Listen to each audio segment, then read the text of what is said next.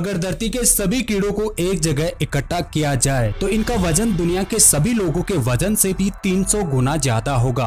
अकेले चींटी और दीमक का वेट ही इंसानों से ज्यादा है। हो सकता है आप में से कई लोग इन बग से नफरत करते हो, पर क्या आपको पता है अगर पृथ्वी से सभी कीड़े अचानक गायब हो गए तो क्या होगा?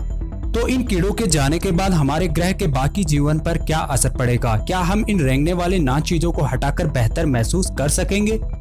हमारे ग्रह पर कीड़े पिछले 48 करोड़ सालों से क्राउलिंग कर रहे हैं। हमने अभी तक 10 लाख कीट प्रजातियों का पता लगाया है, पर अनुमान के मुताबिक यहाँ 30 लाख से भी ज्यादा कीटों की प्रजातियाँ हो सकती है। हमने उन्हीं कीटों की स्पेसीज को खोजा है जो हमारे आसपास प्रेजेंट रही है। क्योंकि कीड़े लगातार विकसित होते रहते हैं, इसलिए हम इनकी पहचान एक साथ कभी नहीं कर सकते।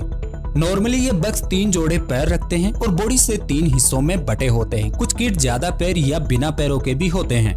इन कीटों की कई प्रजातियां उड़ सकती है और इनमें से सबसे छोटा कीट एक पैरासाइटिक वॉस्प है जो सिर्फ 139 माइक्रोमीटर लंबा है। इस वॉस्प को खुली आंखों से देख पाना मुश्किल है। कीड़े हर तरह के एनवायरनमेंट में पाए जा सकते हैं, लेकिन अगर आप सोचते हैं कि ये कीड़े आपको काटकर मलेरिया देने या फसलों को खराब करने के लिए ही यहाँ पाए जाते हैं तो आप कुछ हद तक गलत है, क्योंकि इनमें से 90% कीट हमारे लिए हार्मफुल नहीं है।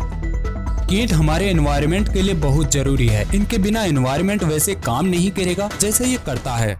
अगर कीट धरती से अचानक गायब होते हैं तो सबसे पहले आपको ये जानकर खुशी होगी कि आपको काटने और जलन देने के लिए कोई भी कीड़े अब नहीं रहे।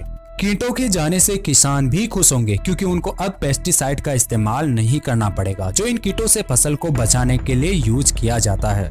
पर ये खुशी ज्यादा दिनों तक नहीं रहेगी। जल्द ही बिना कीड़ों की चीजें डिस्टर्ब होने लगेंगी, क्योंकि बग्स फूड चेन का एक महत्वपूर्ण हिस्सा है। अगर ये नहीं रहे तो इन्हें खाने वाले पक्षी, मेंढक और कई सारे रेप्टाइल्स भूख से मारे जाएंगे।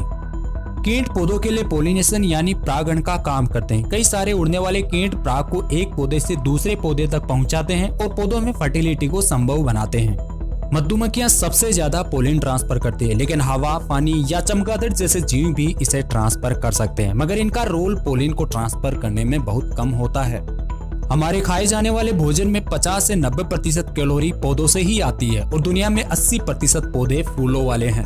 अगर इनका परागण कीटों के बिना संभव नहीं हुआ तो ये पौधे हमें भोजन नहीं दे पाएंगे। जैसे बिना पौधों के हमारे पास मुर्गी और मछलियां नहीं होगी, लेकिन आप शाकाहारी है तो भी आपके लिए मुसीबत है, क्योंकि बिना कीटों के परागण के अनाज, फल और सब्जियां उगाना असंभव होगा।